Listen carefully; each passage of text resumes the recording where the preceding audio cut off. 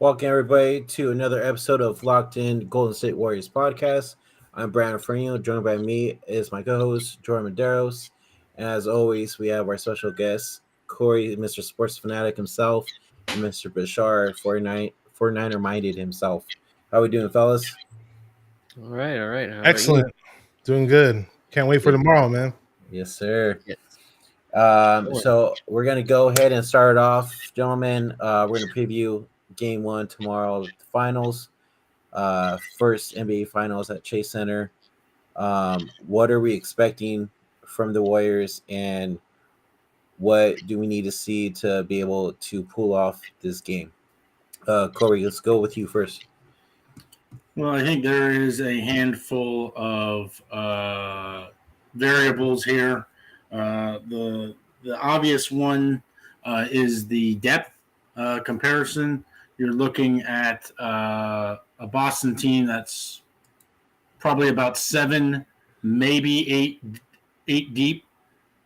You are looking at I just lost my train of thought there for a second. You're looking at a team that's going to try to slow the tempo down as much as possible. And I think a big reason being is because of the lack of depth. If they allow Golden State to run, and I mean run, and play their tempo, they're going to be gassed by the second half, and the Warriors are just going to have a field day.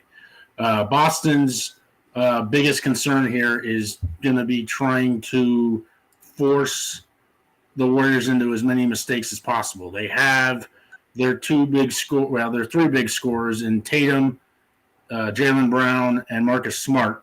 They also have Al Horford. They have the two Williams, and they have maybe another bench player in there that might be able to do anything. The Warriors are going to be able to throw every combination down. You're looking at all these different links of comparing the two teams, who has the advantage here and there. And you ask any Boston fan, I actually know a couple of Boston fans, I said, how are you going to win the series? They said, our defense is superior. I said, well, hold the phone there. No, you're not. You were better than us defensively when Draymond Green went out for the 20 whatever games that he was out for. But the Warriors were the number one team in defensive efficiency before he went out. The Warriors are a legitimate 10, 11, maybe 12 deep. They're going to be able to mix and match. You're going to have Jordan Poole coming off the bench. You're going to have Gary Payton now coming off the bench, Otto Porter coming off the bench, Bjelica. If they end up bringing in the young guys like Moses Moody, maybe a little bit of Kuminga, Boston is going to have to force as many turnovers as humanly possible, force the Warriors into a jump shooting type of game throughout the series, and cut those backdoor cuts down as much as possible. It's going to be one of those things that to me is going to be very, very difficult to sustain that in a 7-game series. And on top of that, the Boston Celtics are going to have to find a way to put up more than 100 points a game. There's just no way you're going to be able to stop this juggernaut of a team that's essentially cruised through the playoffs. The Memphis series was a little touchy, but they handled Denver very seldomly. I think they gave Denver one game. They came into the Western Conference Final where they knew Boston was overmatched. Dallas was overmatched. Boston is going to have to force mistakes. They're going to have to try to slow the game down, keep the possessions to a littlest amount as possible. We'll get into the predictions here in a little bit, I'm sure. But it's really the lack of depth for Boston and forcing the Warriors into as many turnovers as possible and winning the rebound game. They are a bigger team. They're a more physical team. They have to out-rebound the Warriors, and they have to out-rebound the Warriors in dramatic fashion here, I think, to win this series. Bashar, you have anything to add off of that? Yeah, I mean, see, my thing is this, though. I mean, are the Celtics really going to go with that big lineup that they normally go with? Because if they do, I just think we're just going to kill them, especially at home. In the paint, I mean, who's that guy that they have next to Horford? I just had his name on my head. Robert Williams? Yeah, Robert Williams. Yeah. And if they're going to go with that lineup, I think we should just and use a death lineup get on them. I'd love to see that, And then even with Kuminga out there, I think we can outrun those guys if Kuminga fills in from time to time.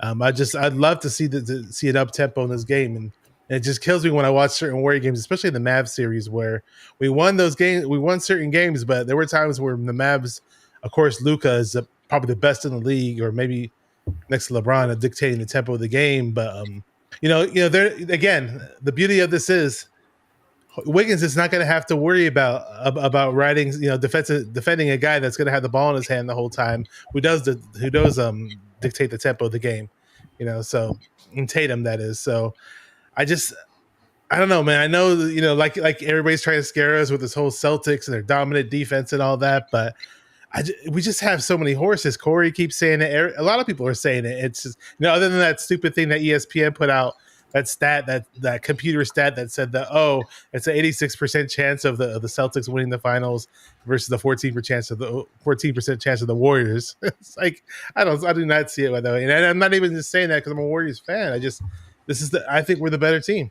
We're way deeper. It's way faster, and they have size, but I still think we can match up with them.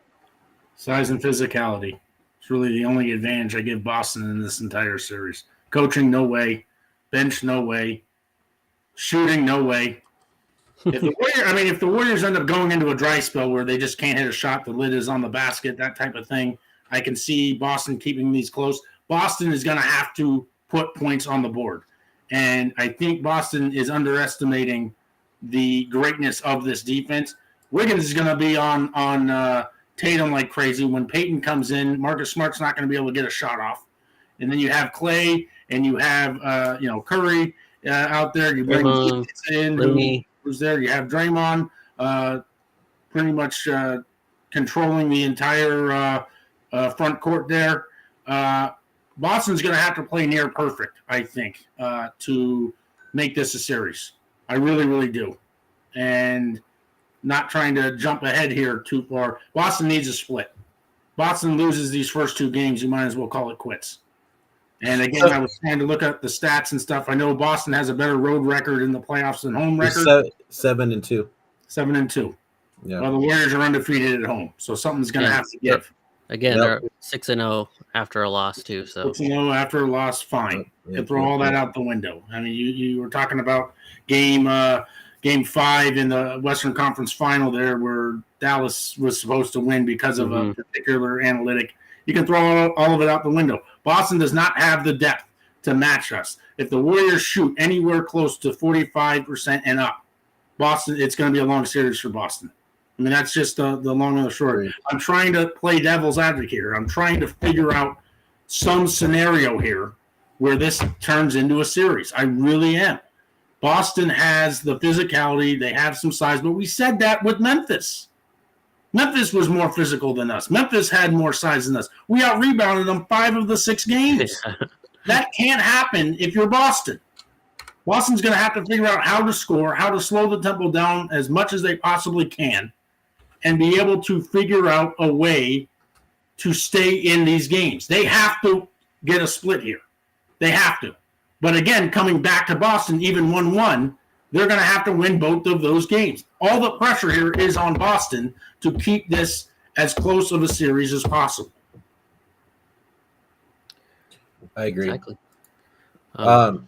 Corey, go ahead. So, of course, I'm sure you agree that the only way the Warriors lose any of these games is if they beat themselves, right? Pretty much. The Warriors will lose this series. If the Warriors lose this series, it's because of your unexcusable turnovers. You're looking at 16. I would say 16 and up.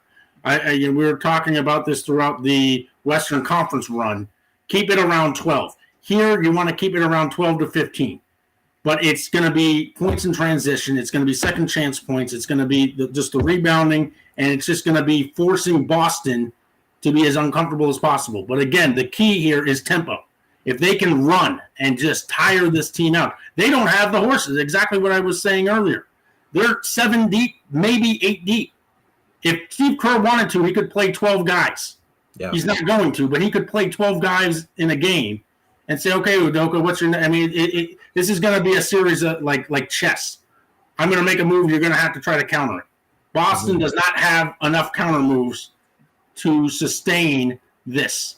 They're going to have to figure out a way to shut down Curry, then figure out if Clay gets on double, whatever they're doing. They're very, very physical. They have a very good defense, especially on the perimeter, and they're going to have to keep those backdoor cuts to a bare minimum because, the Warriors, the ball movement is a thing of beauty. Now, Boston moves the ball as much as anybody, but the Warriors' defense is going to lock them down. And when they get those steals and they get those turnovers, they're going to be running back the other way, doing everything they possibly can to tire out that starting five. When they do that, they're going to have guys like what's the other Williams called? Essentially the three guys that they have there. You won't see Tyson this series. He's too slow. He's big. What Bashar was mentioning earlier, I don't see a scenario where the bigs are going to play a huge factor outside of maybe rebounding. That's it. They don't have the scoring. You're looking at somewhere around 100 points a game, I think, in the playoffs for Boston. I have to double-check the stats. I'm not 100% on that. But the Warriors, you're looking at the stat comparison. I just don't see a scenario here unless Boston really frustrates the Warriors enough to put turnovers in and get those extra possessions and slow the tempo down as much as they can. Warriors are just going to get out and run. And if they are hitting their shots, but I don't know Boston if they have an answer. They can hit some threes here and there. I think the trick here is going to be trying to feed the Williams and the Horfords down there. But I'm very curious to see in isolation if Wiggins can just kind of sustain Tatum. I would probably put someone like Draymond on Jaylen Brown, or maybe put Clay on there. Again, I know Clay doesn't quite have the lateral movement that he once did, but I think he can slow him down enough. Boston, they haven't been here. Warriors have been here, Steph, Clay, Dre, and Looney were there 3 years ago. We have all the championship pedigree that we need on this team, and then a bunch of young guys that are just going to go into, keep the flow going. I find it very hard for Boston. I see all this comparison, all this stuff. This is going to go 7 games. I hope it goes 7 games. I don't see it. If the Warriors end up holding ground and winning the first 2 games, this series is over in 5. If Boston can find a way to split, I see this series being done in probably 6. Because I see them going back to Boston, splitting there, coming back to out here to San Francisco for Game 5, tied 2-2. Warriors are going to win Game 5. Does Boston have enough to force a Game 7 in their home crowd? Again, Boston does not have the home court advantage here. They, even at home, they do not. They've been a better road team. But you get the craziness out here. It's almost like the Oracle. It's younger. It hasn't been around as long. These fans are fired up, and they're ready to grab the flag again. Stand on top of the mountain in front of everyone and said, "Yeah, we're back." And what are you going to do about it? Because this future going forward after the season looks very, very bright. So what's the status on Gary and GP2? Because I've been hearing from a lot of people that they're he's all questionable. Gary All questionable. So how about Otto Porter Jr.? Questionable. They were all in practice. They are all there. I would love to see GP2 out there tomorrow. I would love to see Otto Porter out there tomorrow. The horses are. If we get these horses back, GP2 would be so nice. That'd be such a breath of fresh air. Just slow down. Just slow down, Marcus Smart. I can guarantee you he will. Hey, Brandon. Marcus. Real quick, Marcus Smart is questionable as well. Questionable as well. He'll play. He's just on the injury report. I'm just gonna look at that. I have a couple questions if I can. Go ahead. So, who do you think will be the X factor in Game 1? And I'll go to Brandon first. I think it's going to be Steph Curry. If Steph Curry could start off hot, I think the rest of the Warriors could follow through, especially Clay. And I think you see Jordan Poole go off Game 1 as well. Bashar? Yeah, I was gonna. He stole my thunder just a little bit. It's all good. We all take from each other, and we all have similar ideas about the team. I get it, but It's long overdue for Jordan Poole to break out and have a big game. And Jordan Poole has the game in game one where he's the leading scorer. It might not surprise me because it's just I'm waiting for him to have the games that he was having earlier in the playoff run. I love his excitement. I love his energy. He's not that good of a defensive player, but the way he can take it to the hoop and drive around people and do those reverse type layups. And then obviously we all know about his 3-point shooting. He's like Steph Curry's little brother, but just a taller version. Steph Curry's taller little brother. But yeah, it'd be nice to see Jordan Poole out in the mix and rock their world, man. I'd love to see it, man. Cory? You guys like to cop out as much as humanly possible. Steph Curry, Steph Curry, Steph Curry, Steph Curry. Not a bad answer, but I'm going to actually go Kevon Looney. Curry, baby. I'm actually going to go Kevon Looney, and this is why.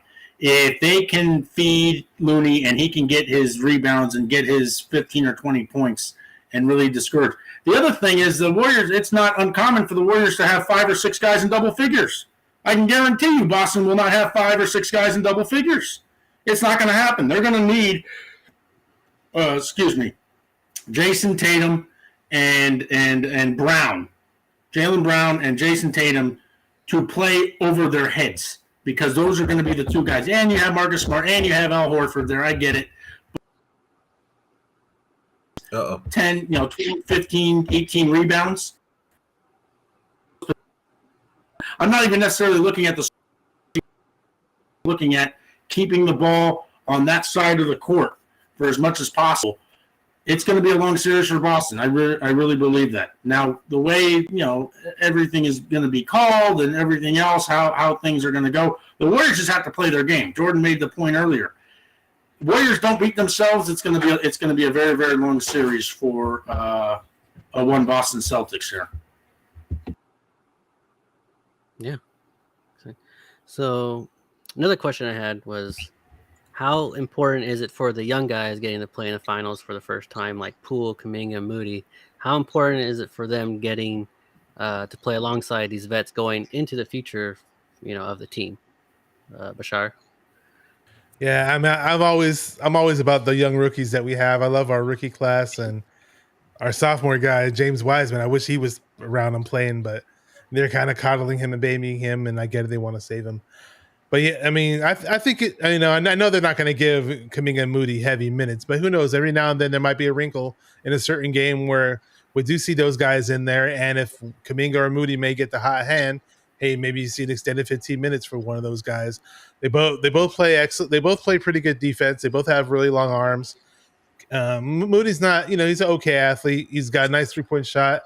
Obviously, he's known for his defense, and Kuminga is just a freaking, genetic freak, I think, in my opinion. And I think he has Kawhi Leonard possibly type potential. I'd love to see him get extensive minutes and every now and then if possible. And it would be great for their development. And I just have high hopes for the Warriors beyond the Stephen Curry, beyond the Klay Thompson, beyond the Draymond Green years. I like like Jordan Poole and Kuminga and Moody and Wiseman, all those guys. And who knows, they may pick up another guy to fit along with him in the future. So yeah, it'd be nice to get them. They don't need to force it though. We're really good, in terms of our depth and our veterans in general. But hey, it would be definitely nice to see those guys in the mix.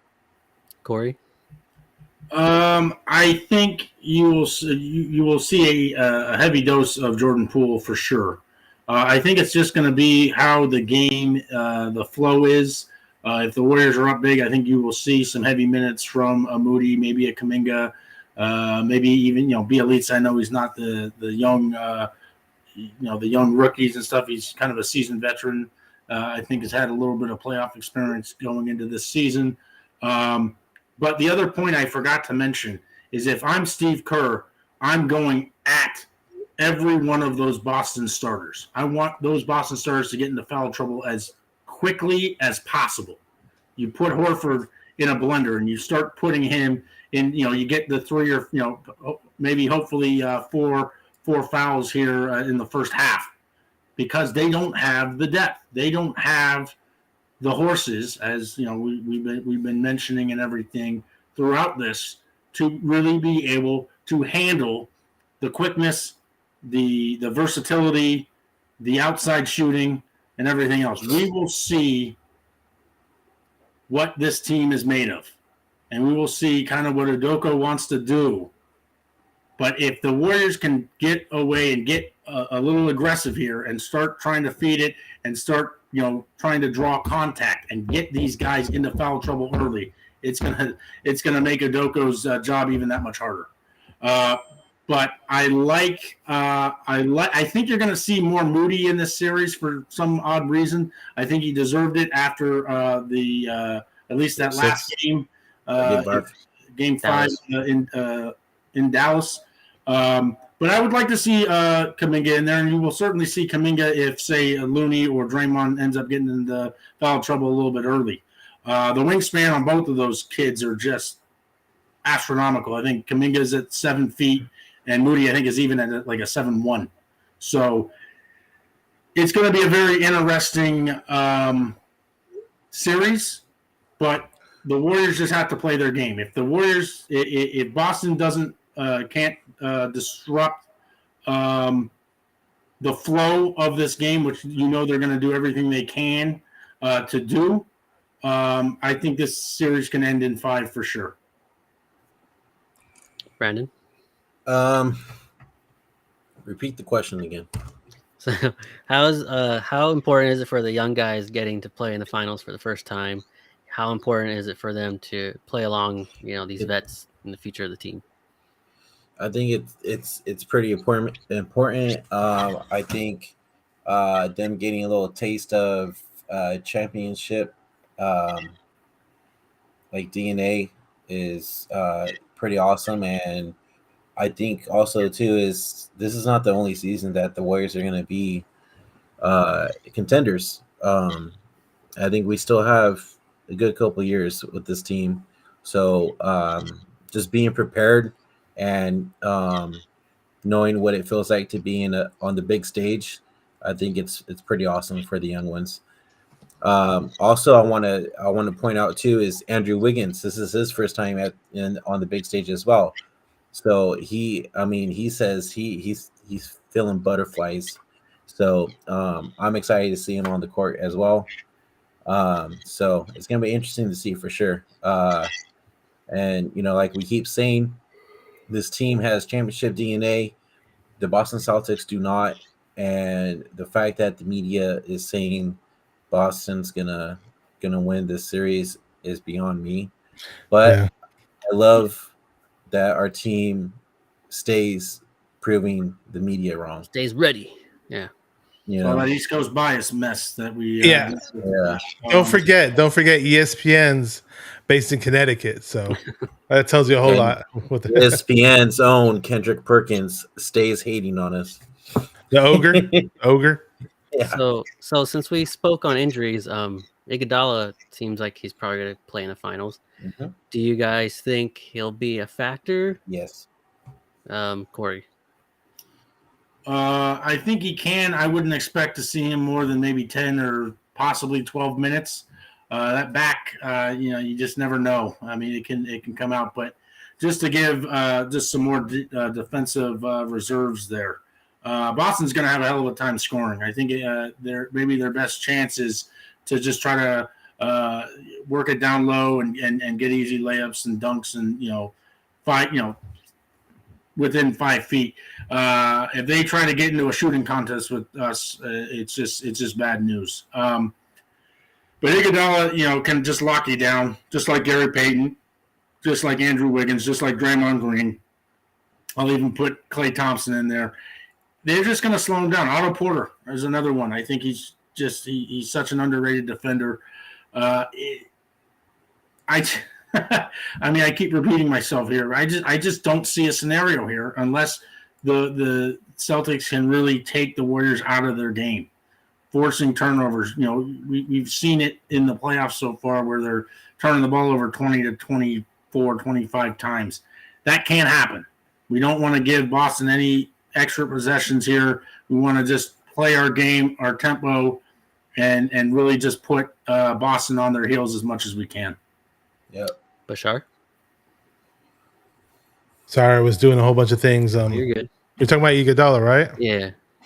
Yeah. I don't really have too much to say. I mean, the guy has had a pretty odd season. I mean, he came out he came out of the breaks early in the season, and everybody's like, "Oh wow, the old school Iguodala's back," because we saw him still able to do his fun dunks and bringing the energy to the team, and looks like his defense is still there. And but lo and behold, he got hurt, and he was golfing the multiple for most of the season. I guess he was golfing, and then he even had a point in the season. I forgot exactly when he did it or said it, but he actually kind of made a rant, and it was like a stab at the GM at the front office, because what he was basically saying was that the GM in the front office, whoever, weren't making moves to bring in a veteran or some veterans to help boost Steph and Clay and Draymond and himself to the next level to possibly make a run for the finals this year.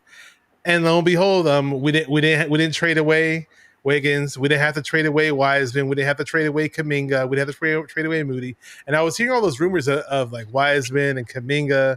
I pumped those guys up a whole lot. I was hearing rumors about those guys possibly being in the mix of a trade for a veteran. And each and every time I was telling people, no. And I'm so glad that they stuck to their guns. They did not, even though Iguodala, was pretty adamant about wanting to get those veterans in, to make a trade for a big veteran. I don't know who they had in mind, but maybe you guys might know, but I forgot. But anyways, it's like I'm so as much as I love Iguodala, I'm so glad they didn't follow with us the best because what's up, Dion? I see Dion, I see Elias, I see Amin the Dream in the chat. But yeah, I mean, I love Iguodala, but I lost my hopes for him in terms of him actually being a contributor this season. But who knows? Maybe they have him on the back burner to contribute in these finals. They keep throwing around these rumors that he's going to play in the finals, and if he does, it'll be huge because we all know that even though he's not the younger spring chicken that he was against LeBron the first time we went to the finals, I still think he could contribute. A lot of people still praise his defense, and hey, how many games? 5 or 6 games, maybe, and that's how I'm looking at this series. And I think, and he's not going to be stressing and playing 30 or 40 minutes. Hey, give him little 10-minute spurts, 15 minutes, or whatever, and hey, man, maybe he could give us a boost, especially on defense, and get those fast breaks going and maybe get a few dunks. Who knows, man? I'd love to see it, though. And the most important thing about Iguodala is he's coaching the young guys while he's sitting on the bench. So he's still important to the team. Yep. So even if his play is kind of, downgraded. But how about you, Brandon? Do you think he'll be a factor? Yeah, I think once he's in, his defense is gonna help tremendously. Because me personally, he still has on the defensive side. You saw a couple games from him during these playoffs before he went out injured, looking good on defense and everything. So it's gonna be interesting to see for sure. Just having Iggy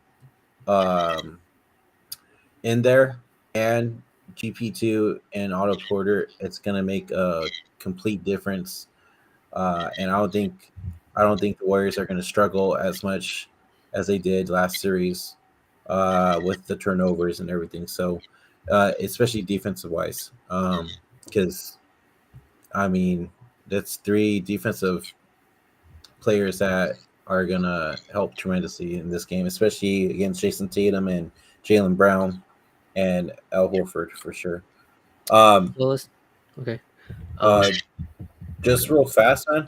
I want to go off of what I think Bashar just said it. Or no, it was you, Jordan. Andre explains the message he's been sharing with Kuminga and Moody. Just kind of want to play that real fast. For sure. And I'll go ahead, man. I was just going to say really quick. I shot out the Niner Game podcast. Yeah, it's a easy ball. The downside of having ego, his hitting is really all there. Every now and then, but he's not very good to have out the season. Yeah. One is, as a veteran and mentor that you are, what do you hope Kuminga and Moody get out of an experience like this early in the stage of their career? Because it's rare that 2 lottery picks have made the finals in their first year. Yeah, well, we expect kids to just take the world when we say they're supposed to. You know what I mean? Like they're 19-year-old kids. Historically, they aren't supposed to take on everything that comes with being in the finals. Like they're supposed to be on college campuses, learning about themselves, learning who they are as people, learning what they like, learning what they don't like, instead of, each guy's making, $5+ million a year. He's got all the pressures of the madness of having money and being in the spotlight. And then you can become jaded, and then you can start taking these things for granted. And it's not their fault. I'm guilty of it, just being in the finals so many times where I feel nothing. I just know it's my job to go out and win. So, there's really no joy in it. It's just going to work and trying to get them to understand, like, you really want to just soak up everything that is here. Like, take pictures. Like, I have some finals I went to, I have no memorabilia. I don't even remember it. And I look back and be like, I wish I would have did this or I would have did that. So just kind of giving them feedback there. They both work hard. They both put in the work, but just making sure that they enjoy the moment and understand that this isn't a given. And it's really, really hard to get here. Too quick. I gotta say it again for Dion's sake. All I was saying was that. Sorry for that. I heard echo too, to be honest. I heard it in my ear too. It was killing my ear. But I was just saying, he was saying that he's a monster on both sides of the ball. And the only downside to that is that his shooting when he's on the court, he's not he'll get in this funk where he just throws up a lot of bad shots, and he's a streaky type shooter. That's he's better in the paint. So yeah. Oh yeah, he's much nicer. I'd rather have him penetrate and try to post people up or do whatever that way. So since go ahead, Brandon. No, I was just gonna ask. I muted my mic. Did that help at all, or was that still echoey? I still heard echo. At least I did. I don't know. Huh. That's weird. Okay. Well, I was gonna ask. Speaking of defense, I guess I'll just say the series. Would you guys rather mix it up, or would you rather see a zone or man to man? Cory. I don't quite understand why the zone has been there, other than maybe just trying to confuse the opposing team. I think you're going to see a lot of man-to-man here.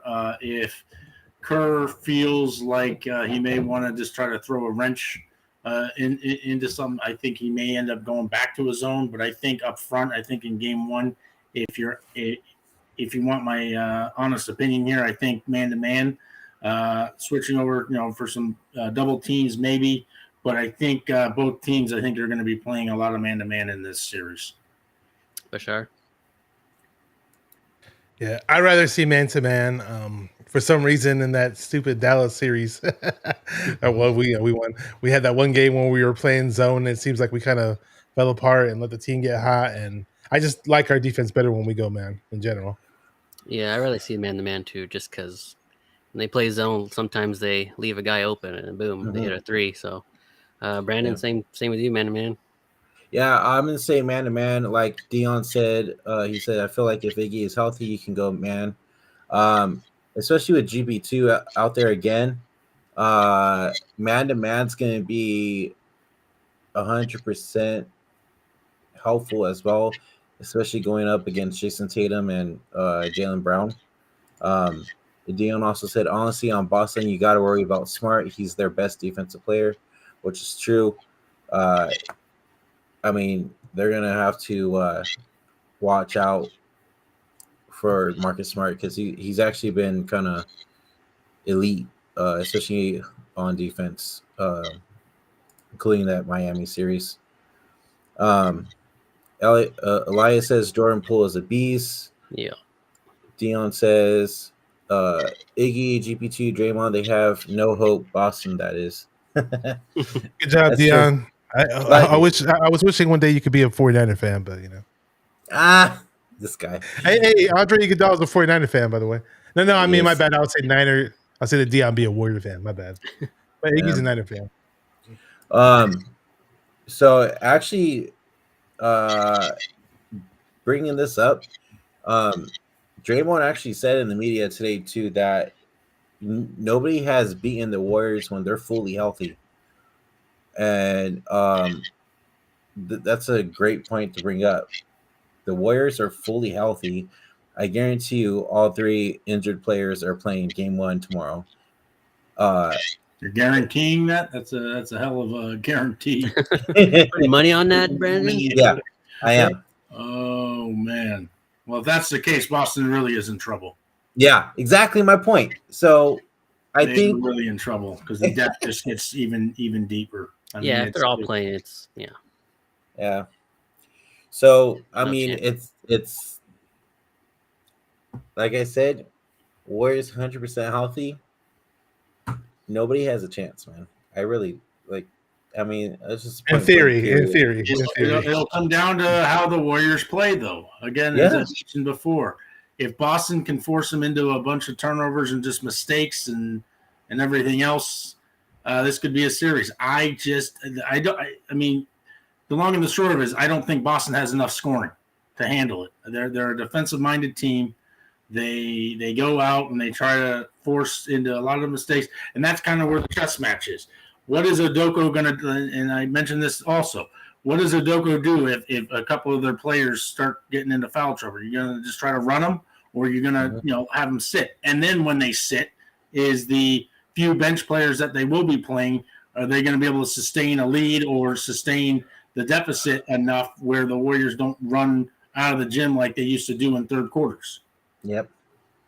And Exactly. the advantage that Steve Kerr has is, if something's not working, he can always change up his lineup and throw in another player. And it's not a major drop off in talent, to be honest with you. The Celtics don't necessarily have that option, in my opinion. I've They don't said this in series past, not the last 2 seasons, but the 5 straight. And I think I mentioned it even on one of your podcasts. The Warriors' second team could start in at least a quarter of the association teams. I mean, they're really that deep. You have a Jordan Poole, Iguodala, Otto Porter, Bielitsa's in there, Juan Toscano Anderson, GP2. maybe throw GP2 for sure, maybe Damian Lee at some point. And then, we haven't even mentioned Kuminga and Moody, who are the least experienced of everybody. Iguodala's been in how many finals? He's won 4 or 5. He's starting to turn into the modern version of Robert Horry, playing on different teams and winning multiple championships. I mean, it's crazy. Udoka's going to be he's going to be in check quite a bit, if I can use a chess term. Curry's going to keep firing and firing. It's it. Okay, this lineup isn't working, or this combination isn't working. Let's try this. What is Udoka going to do if something like that is happening? The defense for Boston is going to be everything here. If they can slow us down, if they can force mistakes, maybe. But I don't see this going past 6. I just don't.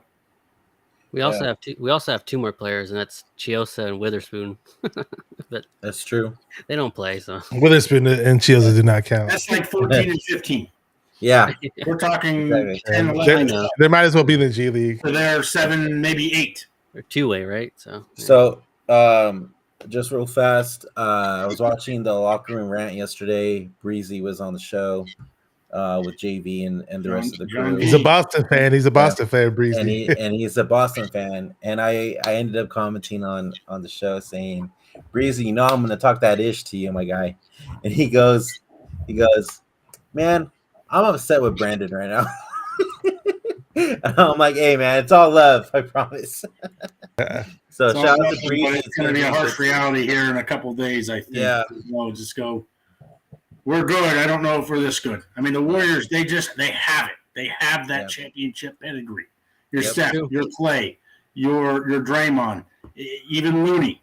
Mm-hmm. Looney, I think Looney's going to just ball. I think you're going to just see Looney going crazy. I'm curious to see what Udoka does, trying to contain the big 3 in Steph, Clay, and Poole.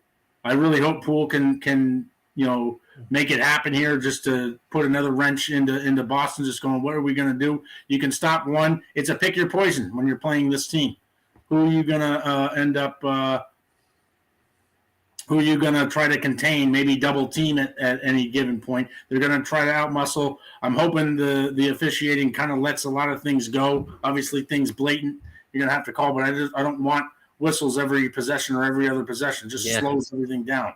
It's the finals. Let them play. Try to get checked. They're never going to be able to get back to that 80s and 90s style, but just let them play a little bit and just let the flow kind of go in and out without Boston being able to catch their breath every damn time there's a whistle blown. Yeah, drives me crazy. Refs will be a big part. my main thing is, especially for the finals, is just let them play. That's all I want. Do not call stupid ass fouls. And I'm saying for both sides. I don't want it's the NBA fucking finals for crying out loud. I just want a nice, clean game without any stupid mistakes, stupid fouls. You know what I mean? You can also wish upon a star, but you know damn well that ain't Yeah. gonna happen. Yes, I know. Exactly. Yeah. All Don't. about the money. Yeah. There's gonna be some dumb calls. That's just how it Oh, hell is. yeah. Muscle Easily. us. I mean, that's the long and the short of it. Boston's goal here is just to out muscle, out physical, out rebound everything. They're going to try to put the physicality into this series as much as they can. And I just want the Warriors just to keep running. You know, don't get discouraged. Hard foul here or anything like that. Just keep pushing and put this team in a blender as much as they can. Put them in a blender, huh? I like that. Put them in a blender. Crossovers, having them fall down. Chef Curry. I am going to mention too that if Draymond wasn't out and Steph didn't go out when he did during the Boston game during the regular season, I think we would have swept him in the season. Yeah, it was just bad timing for us to play him in the regular season. It's just what it was. You know, I love Boston. Sorry, real quick. I love Boston fans here where the ego gets a little ahead of them. Mm-hmm. If Draymond doesn't go out, the Warriors finish the season as the number one defensive efficiency team. Yeah. Period. And no one is ever going to tell me any different. You want to talk about how great your defense is? We got a hell of a defense over here out west as well. So you have to play as well as you can, and I still don't think that's going to be enough. Yeah. My thing is that they can have that number one defense stat from the regular season. They can have it all they want. You know, whatever. Because for me, what counts is the second season, which is the NBA playoffs. So, just trying to make a point there, Bashar. I think the Warriors would have had the number one. Oh yeah, I got you. See all the way through. So real fast. Somebody asked in the media today, this NBA Finals run is different for the Warriors. So I'm gonna play what Steph Curry said on the reason why. So different as opposed to the last. Yeah. Okay. Exactly. So let me share it real quick. Yeah, because KD's not there.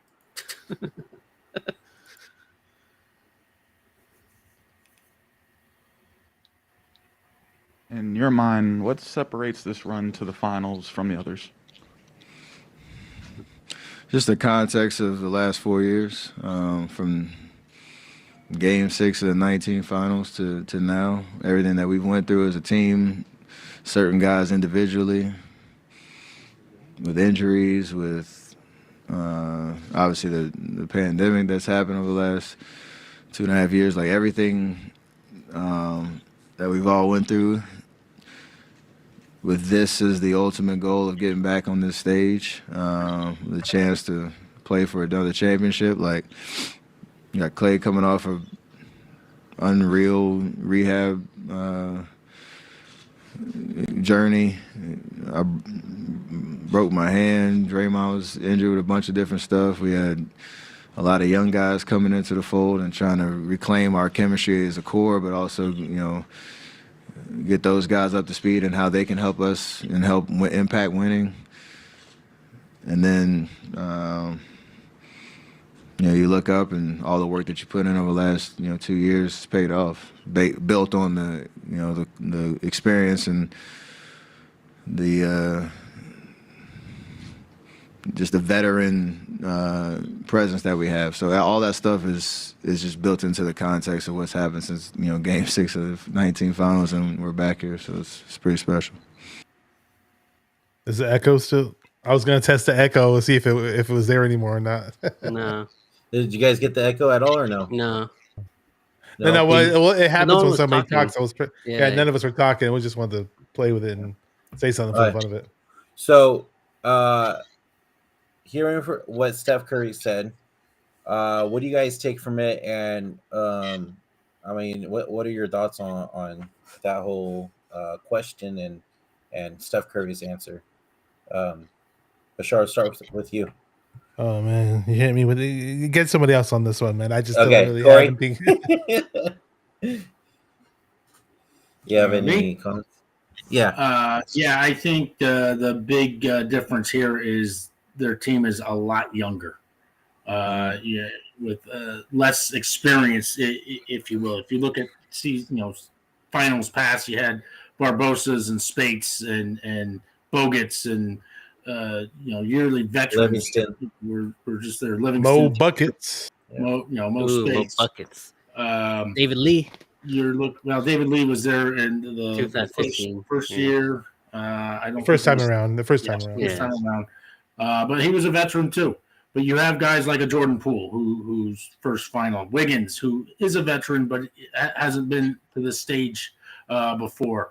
Guys like Juan Toscano Anderson, even Damian Lee, even though I don't know how much playing he may get, except maybe in some garbage time if there's a blowout.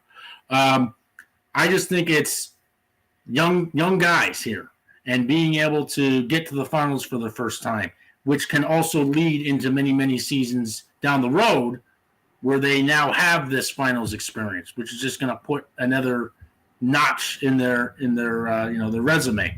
And so that's kind of the way I took it. Is he mentioned a little bit of the young people, but to me that's the biggest difference. You don't have a whole lot of savvy veterans who have been into the stage before. You have 4, and then obviously Steve Kerr and the coaches.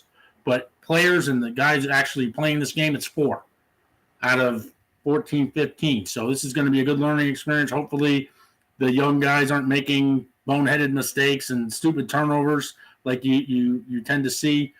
Just play in the fluidity of the game, play your game, and try to prevent Boston from taking you out of that game. I want to say a shout out to David Edmondson in the chat from Real Talk Diner Talk. What's up, David? Yeah, I'd love to have him on in the future. He's a big Warrior fan as well. He's What's really up, good David? guy. Hey, But Dave the OG. yes, sir. Can you guys hear me, or am I cutting out? We hear you. You're okay. Okay, because it's saying that I'm having issues with. I hear you just fine. You're good. All right, so Just loading. all right, so David, we're gonna do a post game tomorrow. After the game, if you want to join, let us know. We'd be glad to have you on. Just to let you know.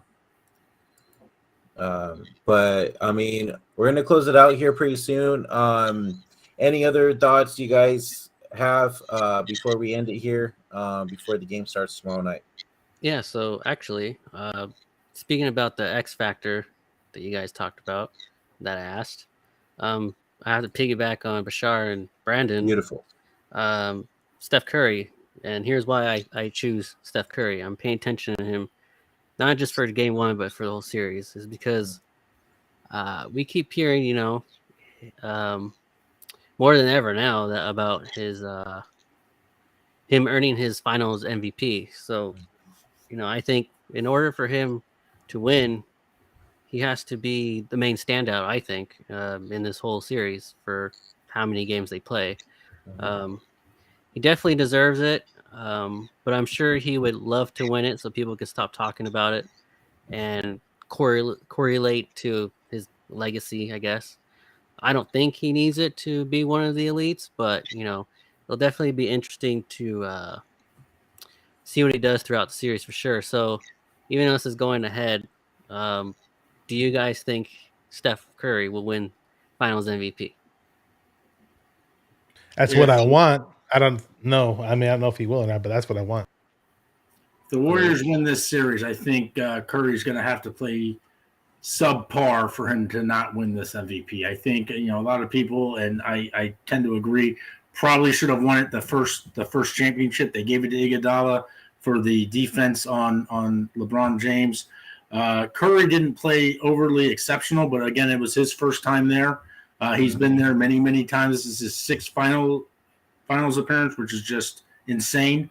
So I think if he's playing at his game or even a little bit better, I don't see how they don't, unless a Clay or a Poole or, like I mentioned earlier, Wiggins or Draymond just plays so over their head that they don't have a choice. Everyone just wants to talk. I mean, it's what it is. Is Curry a top 10 player in NBA history? I think he's right on the cusp. I think he could be number 10 or maybe number 11. If he gets the Finals MVP, he's in for sure, and everything else that goes along with it. But I think if the Warriors win this series and he wins his fourth championship, I think it's going to be very hard for him not to win the MVP. Yeah. To piggyback off of that, I think as the game goes, or like the series goes on, I think we will determine on how well he plays and everything, and then go from there. But to piggyback off of that question that Jordan asked, I want to ask you guys, because everybody's been talking about it in the media. Steph Curry wins the finals and gets a finals MVP. Do you guys think that he, what's the word that they use? You think he surpasses LeBron James? No, he doesn't surpass LeBron. No. But again, he's a completely different style player too at the same time, so it's not a big deal. But yeah, he won't pass. No, he doesn't pass LeBron. LeBron James is just below Michael Jordan. I think he'll surpass, say, like a Shaquille O'Neal. You could make an argument saying, maybe like a Larry Bird in there. Tim Duncan, I think, is kind of on the cusp there. He might be ahead of. I mean, it's all subjective. I mean, it's what is your take and what is your take? There's really no right or wrong answer. It's Jordan 1, LeBron James 2, and then it's pick whoever. You could say Bill Russell because he has 11 championships. You could say Kareem Abdul-Jabbar. You could say Wilt Chamberlain. You can say, there's a plethora of different players that you could stick in there at number 3. But really, there's no right or wrong answer there. It's Jordan 1, LeBron James 2. You have Kobe in there. A lot of people would say Kobe number 3. I don't. I would certainly put Magic in front of Kobe. But it's all subjective. I mean, there's really no right or wrong here. But I'm curious to see how Boston defends this, and tempo. I want to see what the pace of the game and the series is. If Boston can slow it down enough to try to shrink possessions and keep the Warriors from putting up that 100 plus. 3.5, I think, is the spread. I like the Warriors winning by more than that, especially for game 1. Kind of see how. If you're betting in Vegas, take that bet. If you're kind of where you're at on that, but I like the Warriors winning by at least 5 or 6 in this first game for sure. All right. David says, I think Klay Thompson is the X factor. Smart is on Curry, which, that is going to happen. Smart will be on Curry. Tatum's going to be on Wiggins, but Thompson, there is no answer for offensively or defensively. So my question is Smart alone going to be able to contain Curry like almost how most teams will try to double him? I think this is kind of where I said in the blender. I think if Curry can get those handles working and try to start confusing Smart as much as he can. Smart was a defensive player of the year this year because Draymond had missed too many games. Draymond would have won that running away, in my opinion.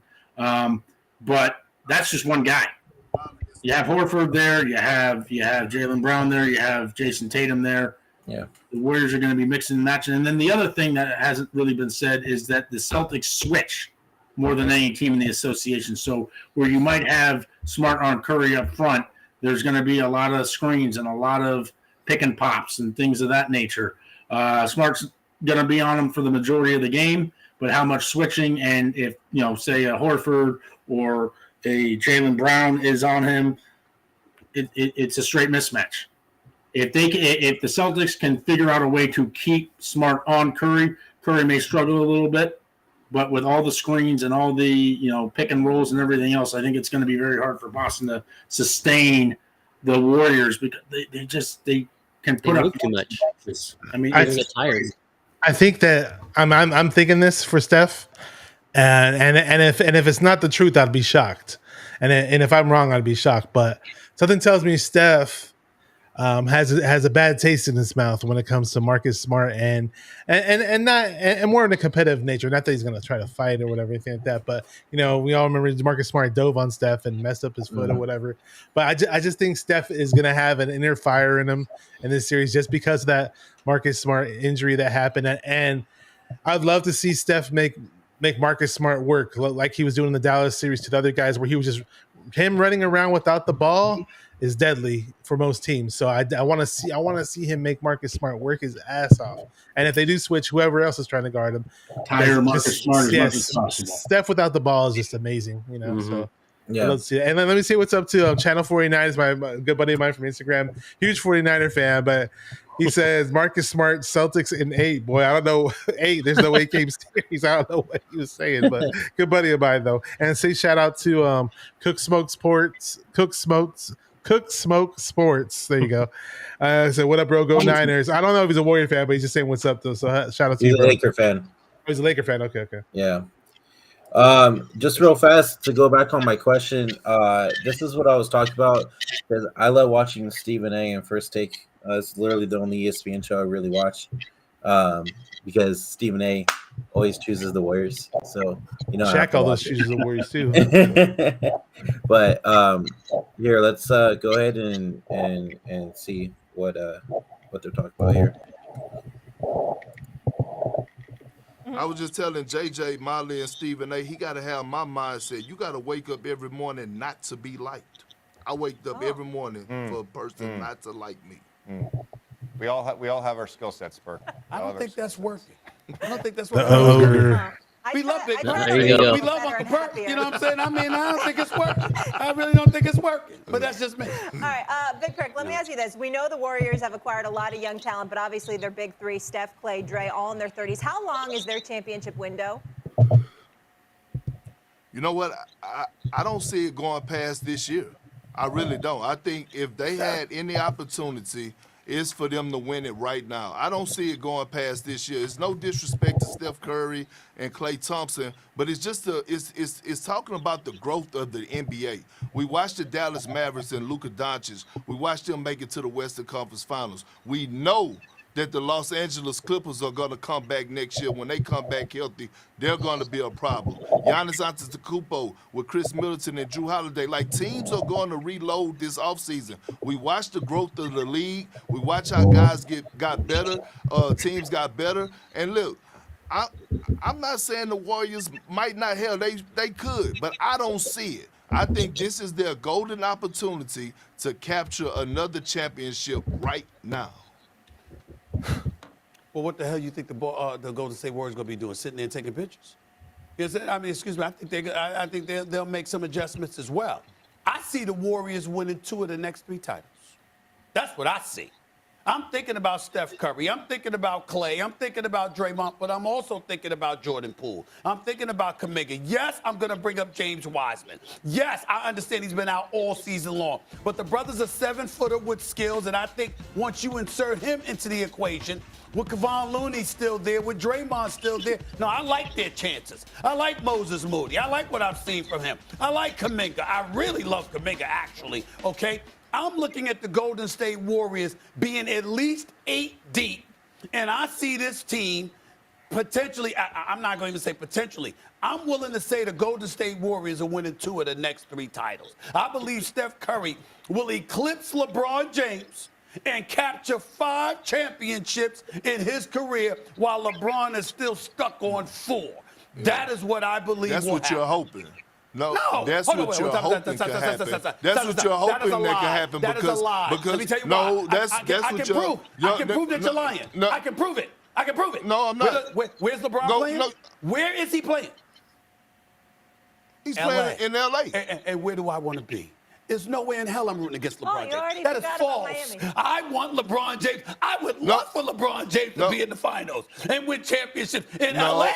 Yes, you are completely false. Completely. No, I'm not. Stephen A., you know one thing about me is that my wife threatened me every day to divorce me because I'm married to the game and I'm married to the TV when it comes down to basketball. And whether that's cable, hold on, listen, hold on. And whether it's cable, whether it's cable TV or me watching you on ESPN Plus on Stephen A's World. You had a discussion. Yeah, you had a discussion, okay, at one point of this season about Steph Curry and LeBron James and far as with their titles and things to that nature and would he surpass them as far as kind of quote-unquote being the iconic figure and things to that nature. See, I know what you're doing here because me and you sit up here and we debate the GOAT conversation all the time. So you can't wait for somebody else to dethrone LeBron James or have more titles while he's still playing so you can use that argument when it's time for the GOAT. Yeah, so when it's time for the GOAT conversation to come back up, you going to say, how you going to compare him to Jordan when Steph Curry done won this many? I already know you. I know you. I know how it goes. Well, thank you, Swagoo Perkins, because that's what Swagoo tries to say all the time with y'all podcasts, which, by the way, everybody should listen to, okay? The bottom line is it's not working, all right? It's not working. The reality of the situation is clear. LeBron James, in the 4 years he's been in L.A., he's got one title.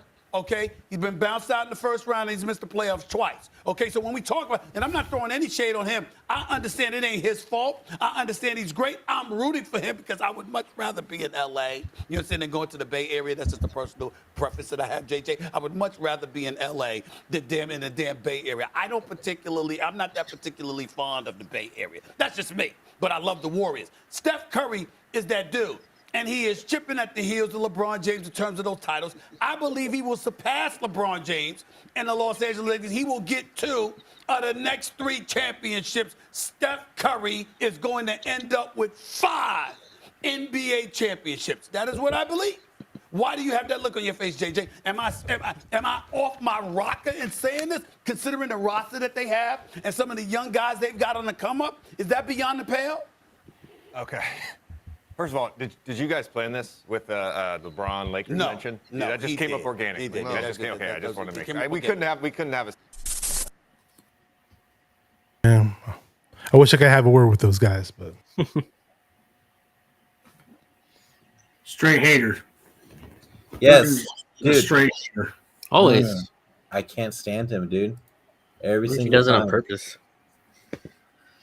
Anyways, what's your take on that, gentlemen? Cory? Yeah, I think Stephen A. just spits facts and Perkins tries to deflect them as best he can. He's just a bitter former NBA player who felt like he should have had more rings than he did and hates seeing guys like Curry, who's only, listed at 6'3", who's on the precedent of winning his 4th. I think, Jordan, the more appropriate question is if Steph Curry gets 5 before LeBron James, is he ahead of him? It's again, I can't go there. But to your point, one more thing, but that's Steph doing that with just one team as well. Right. True. And he didn't run around and try to build something. Exactly. I mean, they brought Durant in for a little bit. I get also it. did it with one team. Yeah, I mean, sure. I mean, it is what it is. Steve Kerr won 3 with the Bulls, one or 2 with the Spurs. So it is what it is. Big Shot Bob won 6 championships with 3 or 4 teams. It's just the way it Robert works. Horry. Good old Big Shot Bob. I just feel like that's just like another big thing to point out, especially when you talk about. I just think Perkins is just a bitter old man who just is upset that he didn't win more championships. Yeah, and he's watching Steph Curry, the greatest shooter of all time, on the verge of picking up number 4. Yes, sir. I don't want to see his face. He'll win more championships. Bashar, you have anything else to add on? Not really. Cory pretty much said it. Yeah. We don't like Perkins. It's real. I mean, this series right here is just going to come down to injuries. If the Warriors can stay relatively healthy here, then they would have destroyed Toronto. They would have destroyed them. If Durant doesn't go out, that was fluky. That was so fluky. They would have absolutely have destroyed them. 4 games, 5 games tops. But you had Durant going out, and then you had Clay going out. Cousins, all 3. Yeah, Cousins. They could have done it without him. But the 2 big ones, in Kevin Durant and Klay Thompson, if those 2 stayed healthy, they would have won that Durant may have decided to come back for another year. Don't know. They would have probably won another one. Curry could be at 5 right now. Right now. I mean, it's crazy. But they're there now. And if the Warriors stay healthy throughout this, meaning Porter can stay healthy here, Iguodala doesn't, mess up his back anymore, and I think the most important of all of them, Gary Payton. If that guy, the elbow, is working. Actually, it's the left. The left elbow doesn't flare up or anything. Boston's going to be in a world of hurt. Yeah, I really believe it. I mean, you're just looking at the schematics, and you're just looking at just on paper. Yeah, Boston has a great defense, but so does Golden State. And Golden State's deeper. Golden State can score. And Golden State has every chess piece that they can maneuver around to just try to frustrate Udoka and Boston. I don't see a scenario here where Boston wins this series. I really don't. So another thing I wanted to bring up before we head out, I promise we'll head out after this, okay? Draymond the other day said on the podcast that Steph Curry got double teamed probably 7 times the amount that KD did back in the 2019 finals. Yeah. And KD responded back saying, from my view of it, this is 100% false. What do you guys say about that? I'll take this first. It's KD just being bitter because he realized that he made the biggest mistake of his career by leaving this team. He wanted to go and have his team that he was leading. And he ends up bringing in James Harden. And then he ends up bringing in Kyrie Irving. And then James Harden doesn't work out, so they ship him off. And they bring in Ben Simmons, who just sat on the bench the entire it's an absolute joke of what ended up. It's just a catastrophe.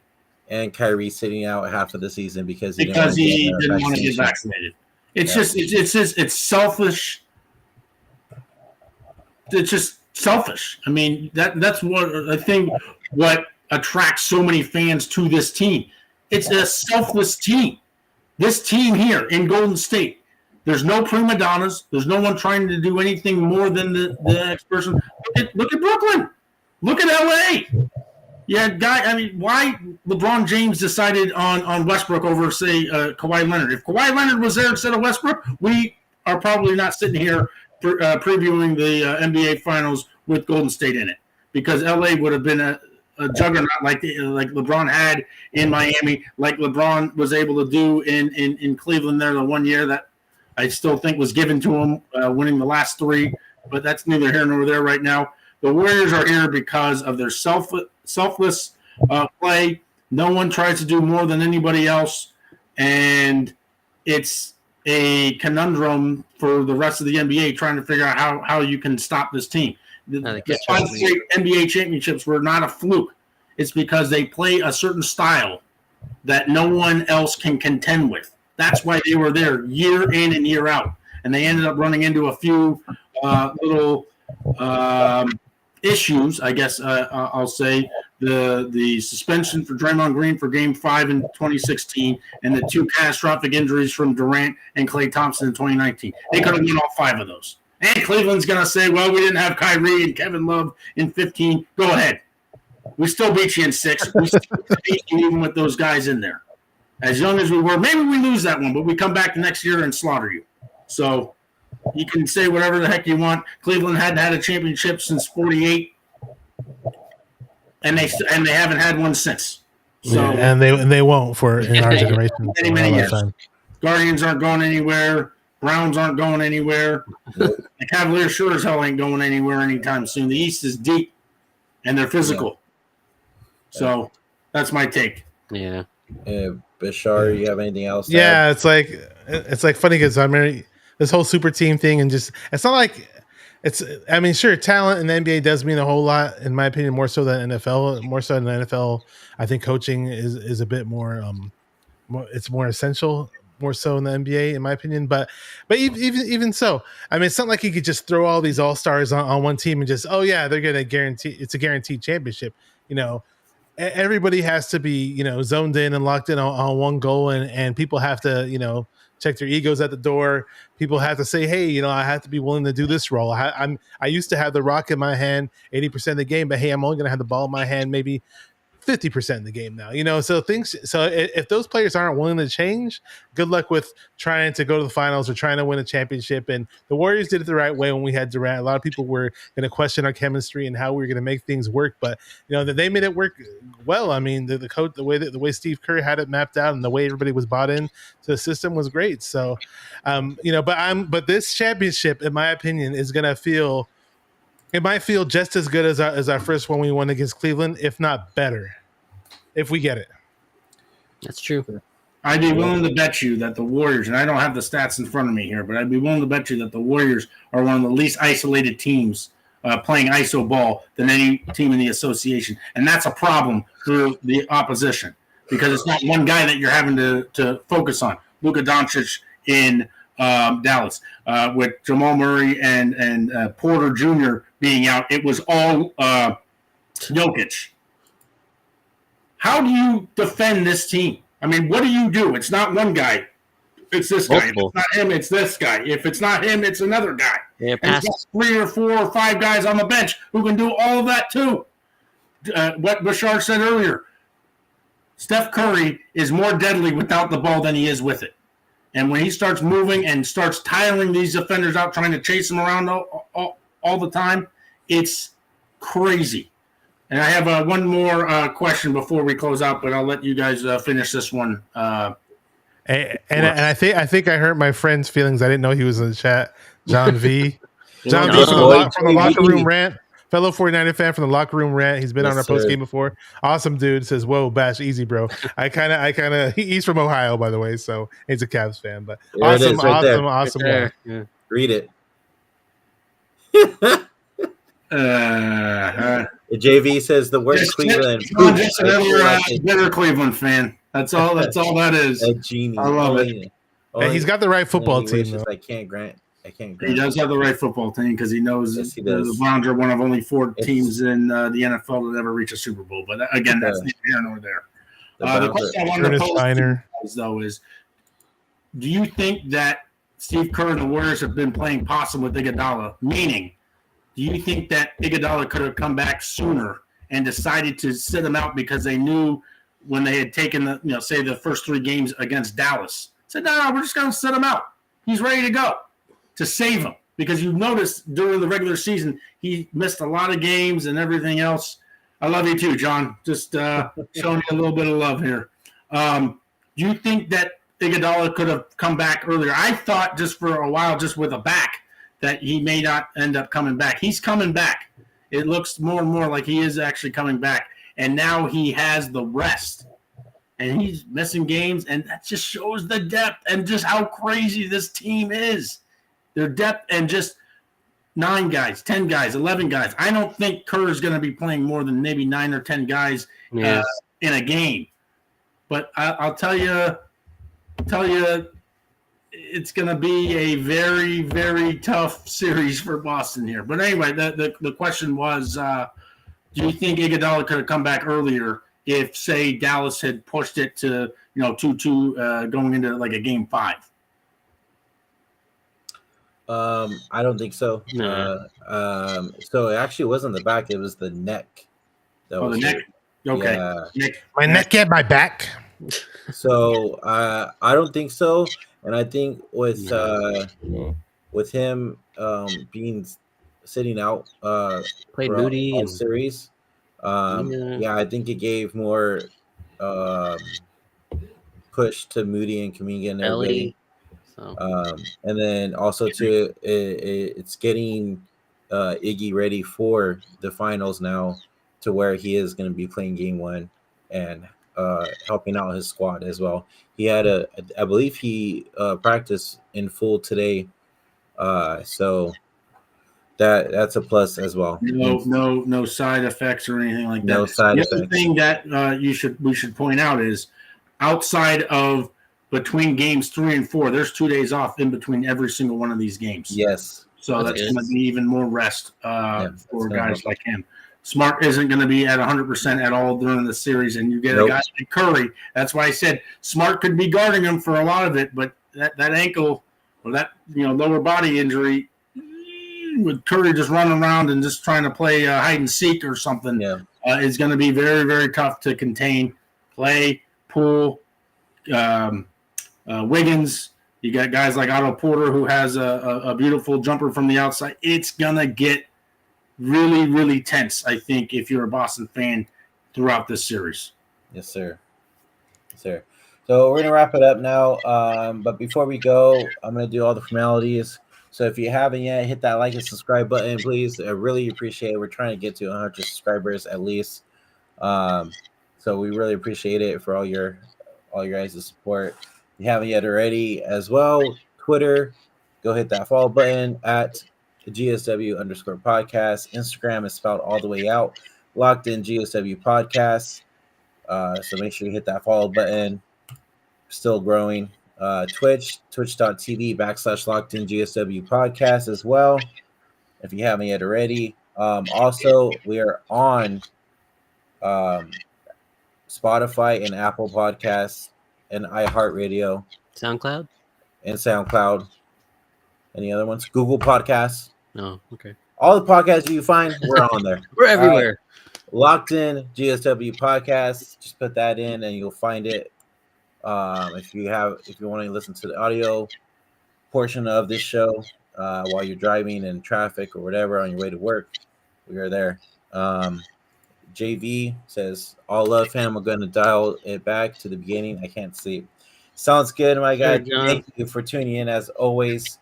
We'll be back here tomorrow night after the game to go over the game. It's going to be a freaking amazing series. I cannot wait for game 1 tomorrow. Until next time, guys. Go Dubs. Go Dubs. Go Dubs. Go Warriors. Let's go. Number 4.